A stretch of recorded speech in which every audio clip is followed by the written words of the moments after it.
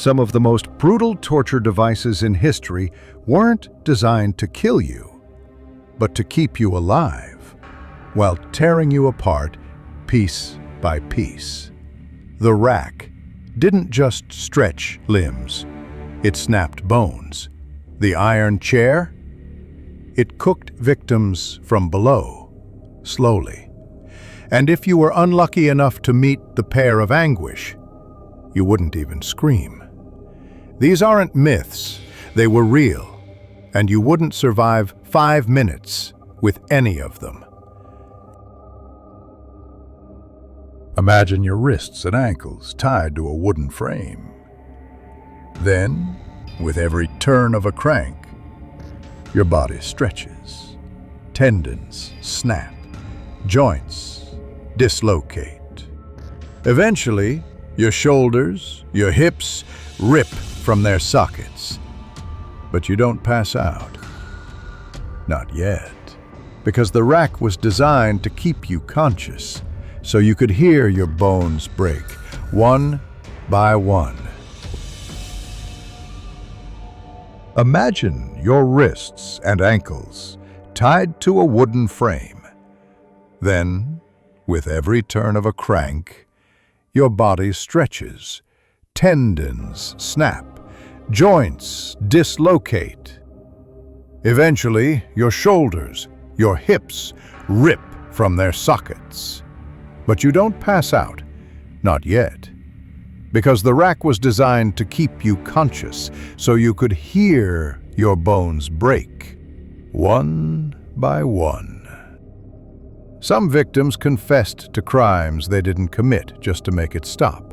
Others stayed silent, only to lose inches in height, or worse, be paralyzed for life. The worst part? The executioner wasn't in a rush. He turned the wheel slowly to make sure you felt every scream your body couldn't release. They called it the wheel, but it wasn't for transport. It was for destruction. A giant wooden cartwheel laid flat. You were tied to it, arms and legs spread wide. Then came the iron bar. The executioner walked in a circle, smashing your limbs one by one between the spokes. Not to kill you, to shatter you. Legs turned to pulp, arms twisted in angles no bone should ever bend. If you passed out, they'd pour vinegar in your wounds or light straw beneath you to wake you up. In some towns, they nailed your broken body to the wheel and raised it up for the public to see. You didn't die in minutes. You died in days. It looked like a throne, but it was built for pain. The iron chair was covered in hundreds of sharp metal spikes. On the seat, the backrest, even the armrests, you were strapped in tightly. So tight that the spikes pierced your skin, but not deep enough to kill you. And then they lit a fire beneath it. Slowly, the metal heated. Your skin blistered. Flesh fused to iron. Every movement, every twitch drove the spikes deeper. Some victims bled out. Others roasted alive from the inside. It wasn't just torture. It was a performance. Authorities would conduct interrogations while you burned. It looked harmless. A small metal object shaped like a pear. But once it was inserted into the mouth, the rectum, or the vagina, a screw at the end caused it to open, petal by petal, until it tore your body from the inside. There was no bleeding, no screaming, only wide eyes and silent agony. And here's the twist. You've seen this device before, not in a museum, but in horror films. The jaw-splitting traps in Saw, the expanding torture tools in The Cell. Even the facehugger in Alien shares the same grotesque principle. Enter, expand, destroy. The pair wasn't just torture, it was the blueprint for cinematic fear. They stripped you naked, bound your hands and feet, and suspended you over a pyramid-shaped seat. Then they lowered you, slowly, until the sharp tip began to pierce your body from below. Gravity did the rest. Inch by inch, your own weight impaled you. Sometimes for hours, sometimes for days. If you passed out, they didn't stop. They simply tied ropes around your torso and bounced you, until the point tore through muscle and organ. You've seen its shadow in modern horror, the spike traps in Hostel, the psychological terror of the pit and the pendulum. The Judas cradle wasn't designed for information. It was built for humiliation. Pain wasn't the point. Breaking your spirit was. In 1757, Robert François Damien tried to assassinate the King of France. He failed. And what followed was one of the most horrific executions ever recorded. First, red-hot pincers tore the flesh from his chest, arms, and legs.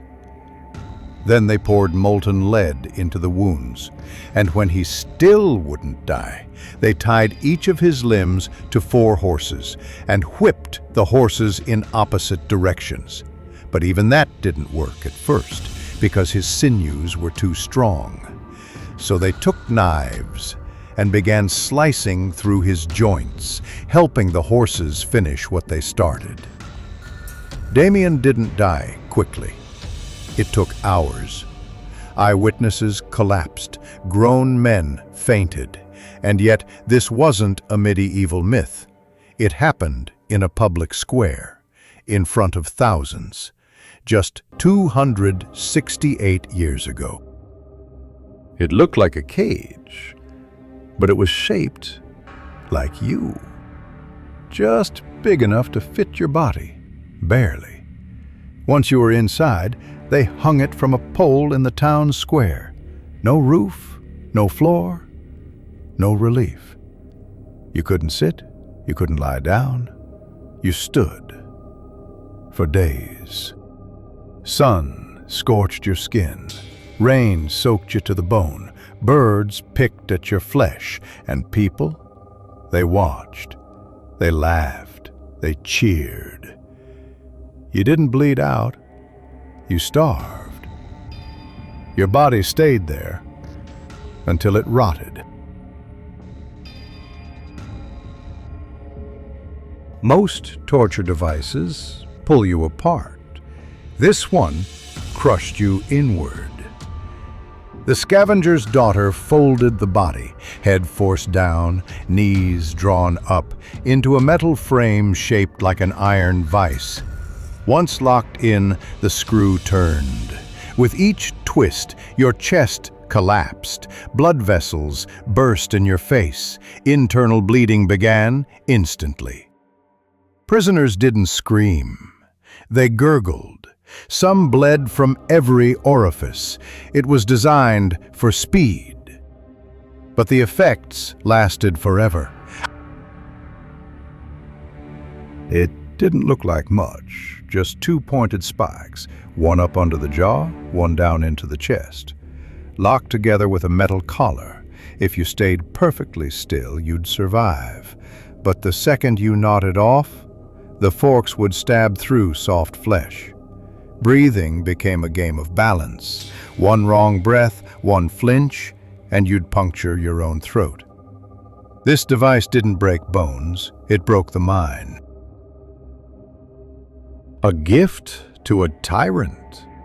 A life-size bronze bowl, hollow inside. Victims were shoved in through a hatch. The door was locked. Then, a fire was lit beneath the belly.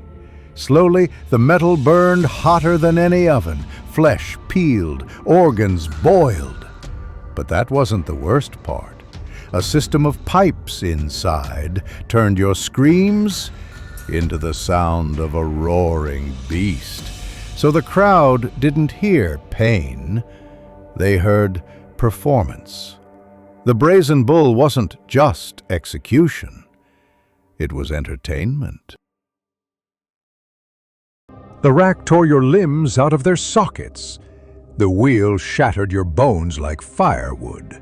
The iron chair made you blister and bleed until you fused with it. The pear bloomed inside your body, ripping you apart from within. The Judas cradle turned gravity into a weapon. The coffin cage let you rot alive. The scavenger's daughter crushed you until blood poured from your eyes. The heretic's fork made sleep a deadly trap. And the brazen bull, it turned human agony into applause. These weren't medieval horror stories. They were justice, legal, public, celebrated. And the most terrifying part? The tools may be gone, but the mind that built them still lives in us.